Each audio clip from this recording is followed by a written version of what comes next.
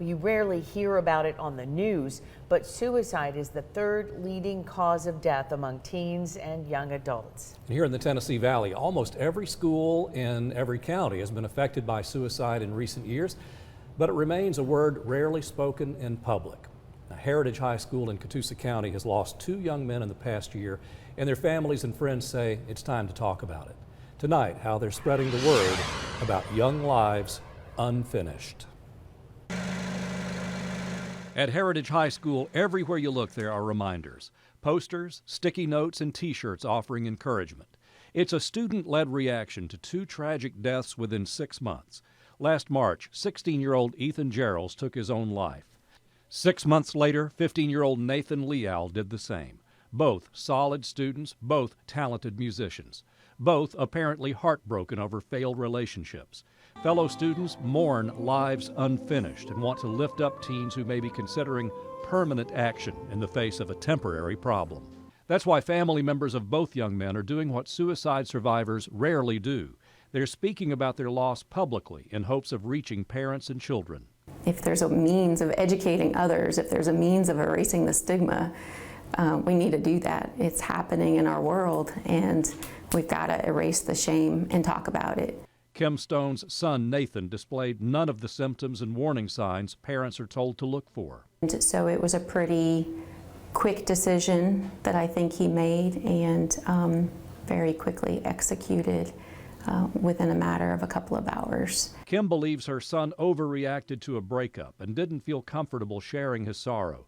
She says teens often have to lean on each other or find a trusted adult outside the home to reassure them the crisis will pass. I don't know that Nathan had the coping skills necessary to deal with that heartbreak. That's where I think he maybe was lacking, was how to deal with the tough times in life. Chad and Jackie Gerals are nearing the first anniversary of the night that shattered their family. Both describe their middle son Ethan as a model child and student. Smart, funny, fun-loving, and talented. And then all of a sudden he changed. He started losing weight. He was saying it was because he was playing basketball all the time, not eating lunch. Kind of started being by himself a little more. They say he was despondent over a recent breakup and had agreed to undergo counseling and therapy. But we had found out from a friend of his, her mom contacted us that he was talking about suicide. They suspected something was wrong one night when Ethan hadn't called them back for a few hours. It wasn't like him to be out of contact for that long. Ethan's dad and older brother went looking for him, and their worst fears were confirmed. They still struggle with the question, is there anything more they could have done? Everything seemed to be fine at the time, which we've also learned recently that is actually a sign that somebody sometimes has peace with what they're going to do. And we had never thought of that. Ethan's parents and Nathan's mom are thankful that Heritage High is tackling the once taboo topic of suicide, encouraging students to open up about their feelings and make sure friends are lifted up when life gets them down. Everyone involved in this unfinished campaign knows there are no easy answers, but they're hoping to make a positive impact, one precious young life at a time. I mean, it's very real, and it's happening a lot.